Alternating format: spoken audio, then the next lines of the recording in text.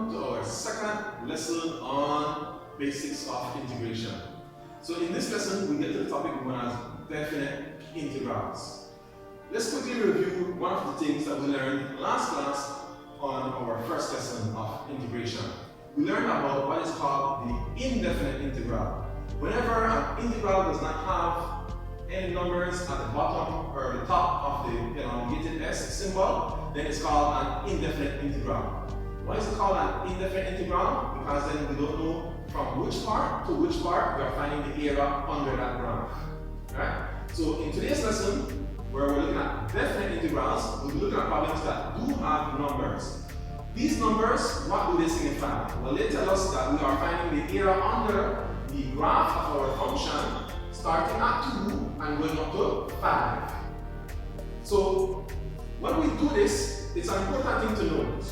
If we were to substitute simply the number 2 in this function when we integrate it, then we would be finding the area from the origin, 0, all the way up to 2. If we were to simply substitute the 5, then we would be similarly finding the area under the graph from the origin 0 all the way up to 5. But we don't want the area from 0 up to 2 or from 0 up to 5. We want the area between 2 and 5. So when we work on a problem like this, when we substitute those values, we subtract them. Because the idea is like this. Finding the integral all the way up to 5 encompasses this whole big triangle. Finding the area all the way up to 2 encompasses this small triangle. But we don't want that big triangle or that small triangle. We want, in fact, this trapezium area here, which is in between the big triangle and the small triangle. So how will we find the area in between those two? The idea is simple. We take away the small triangle area from the large triangle area. So that's what we'll do when we integrate this. So let's get to it. First, we do the basics of just integrating 3x. So when we integrate a problem like this, we add 1 to the power and then we divide by the new power. So when we integrate this, we get 3x squared all over 2. And we are going to substitute 2 and 5 in those and then subtract. So here, when I substitute 5 into this, I have 3 times 5 squared all over 2 minus, and then when I substitute 2 into that expression, I have 3 times 2 squared all over 2 equal, and then 5 squared is 25, 3 times 25 is 75, 75 over 2 minus, and then 2 squared is 4, 3 times 4 is 12, so 12 over 2. So since these two fractions have the same denominator and the subtracting numerators, 75 take away 12 gives me 63. And then 63 divided by 2, 2 into 6, 3 times, 2 into 3, 1 time, with 1 remainder, so I have 31 and a half. This 31 and a half has actually units associated with it. In general, we say it is square units. Why is it square units? Well, that is because we are finding area. Remember, a distance has just basic units like meters, feet, miles, kilometers. But if it's an area, then it has square units such as square miles, square meters, square feet, square kilometers, any of those, right? So here, since in general I do not have centimeters or inches on my x-axis, we just say this square units. Now, before we move on, some of you might be saying, but sir, that's not quite correct. You forgot something here. Some of you might be thinking, what you learned in last class, where did that go? Last class, we learned about plus c, or constant of integration. So why didn't I have plus c here? Well, the thing is, you notice that I subtracted this from that. So I could put the plus c, but if I have here plus c, and then here I have a c that I subtract, what will happen with that plus c and minus c? They cancel each other out. So you could technically put plus c here if you wish, inside of those square brackets, but it's not necessary because what will always happen? They will always cancel out. So in general, when it's an indefinite integral, then you put the plus c. But whenever it is a definite integral, it's not necessary to put the plus c. Before we move on from this example to something else, I would like to say that whatever new math you learn should not contradict whatever old math you have already learned.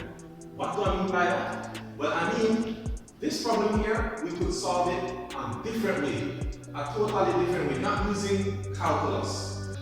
We could solve this problem here by using basic regular old geometry. What do I mean by that exactly? Well, if you look at this shape here, it is in the shape of a trapezium. What's the formula to find the area of a trapezium? It's A is equal to half times A plus B times H, where you know A and B are the two parallel sides and H is the perpendicular distance between them.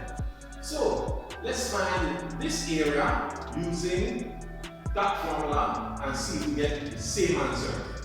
So how can we find the values of A and B? What are those? Well, what would be our A? Our A is this first parallel side. How can we figure out that value of A? And what about B as well? Well, if our formula is y equals 3x, then whatever the x value is, y is 3 times that. So here at A, our x value is 2. So what is 3 times 2? It is 6. So right at that point, this is the point 2, 6. How about the height of B, the second parallel side?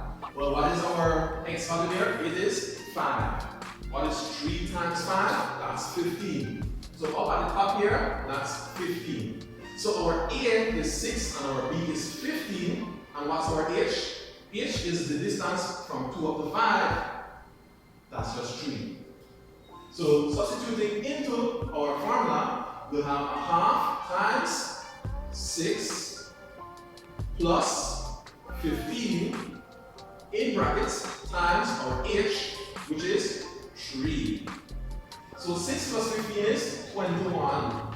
So we have a half times 21 times 3. 21 times 3 is 63. 63 divided by 2 is 31 and a half square units. And as I said, whatever new math you learn, this new thing of calculus with differentiation and integration, it should not contradict with any other old math that you've already learned. So you should get the same answer of 31 and a half square units. In this next example, we are going to find the integral from 1 to 4 of 3x squared minus 2x plus 10. So let's first look at the graph of 3x squared minus 2x plus 10. It is a parabola, curve, right? Or smiley face that we have seen before. So the integral from 1 to 4 is the area underneath that graph from 1 to 4 on the x-axis. Now, in this example here, we can't say, oh, that is a trapezium. It is not. This is not a straight line. It is a curve. Even though I have not drawn it so well that it looks like a curve, it really is a curve, right? So we cannot say, oh, I can do this simply by just using the formula for trapezium to find that area. No, it's not going to work that way, right? So this one here, we have to find this area using integration. So let's see. Our integral of 3x squared, we are to add 1 to the power and then divide that in power. So 2 plus 1 is 3, so I'll have x cubed. And then if I divide by the power, which is 3, luckily for us in this case, 3 divided by 3, they cancel out, I just get x cubed. If you're unsure, whenever you're doing any of these type of problems, if your integral is correct, how do you check if your integral is correct? Easy, differentiate it. If you differentiate it and get back the original problem, then you know it's correct. So let's see, let's do a quick check. What is the derivative of x cubed? You tell me, you've done it in your head. What is the derivative of x cubed? I'm playing my Laura impression here. 3x squared, right? Let's go on to the next one. Minus. What's the integral of 2x? So So here our power of x is 1, so we add 1 to the power, it will become x squared, and then we divide by that new power, so we divide by 2. Again, I designed this problem, so luckily for us, the 2 is cancelled, and I'm just left with x squared. And then plus 10. Well, you may recall that the derivative of a constant is 0, but it's not the same thing when it comes to integration. Here, we can technically say this is 10x to the 0 power. So if we add 1 to that power, then it becomes x to the first power, or just x. Then if we divide by that power, dividing by 1, it's not going to make a difference. So here, this is plus 10x. And we're going to evaluate from 1 to 4. Before we get to that though, let me just briefly say, anytime you integrate a constant, then you just add the x with it. Okay? So the integral of 10 is 10x. The integral of pi is pi x. The integral of negative 3 is negative 3x, and so on and so forth. So now, in working on this, we are to substitute the 4, get a number, substitute the 1, get a number, and subtract both of those. Right? Remember that the number we get when we substitute the 4 is the area from 0 all the way to 4, and the number we get when we substitute the 1 is the area all the way from 0 to 1. To find the area in between them, we subtract those. So here, I have 4 cubed minus 4 squared plus 10 times 4. Take away 1 cubed minus 1 squared plus 10 times 1. Then simplify. 4 cubed is 64. 4 squared is 16. 10 times 4 is 40. Minus. Then here, I'm going to do this one, easy for us. 1 squared is 1, easy for us. 10 times 1, easy for us. So 64, take away 16 plus 40. Right? So 64, take away 16 is 48. 48 plus 40 gives us 88. Here, easy for us, 1 take away 1 is 0, and just left with 10. So 88 minus 10 gives us 78. And what should be my units for that? Square units in general. So that is our lesson today on computing definite integrals.